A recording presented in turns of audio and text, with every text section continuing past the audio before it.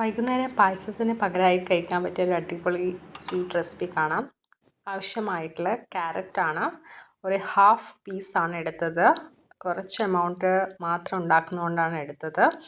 അത് നന്നായി അരച്ചെടുക്കുക. നന്നായി പേസ്റ്റ് പോലെ തന്നെ അരച്ചെടുക്കണം. then ഒരു കടായി സ്റ്റൗവിൽ വെച്ച് നെയ്യ് ഒഴിച്ച് ഈ ഒരു മിക്സ്ചർ അതിനകത്ത് ആഡ് ചെയ്ത് പഞ്ചസാരയെ ആഡ് ചെയ്ത് നന്നായി ഇളക്കുക.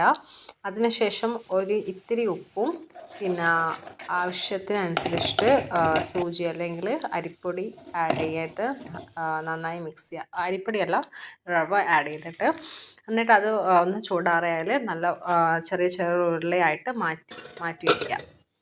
പിന്നെ ഒരു ചെമ്പ് പാത്രം എടുത്ത് അതിനകത്ത് സ്റ്റീം ചെയ്ത ഈ സാധനം എല്ലാ റൗണ്ട്സ് ബോളും സ്റ്റീം ചെയ്തെടുക്കുക.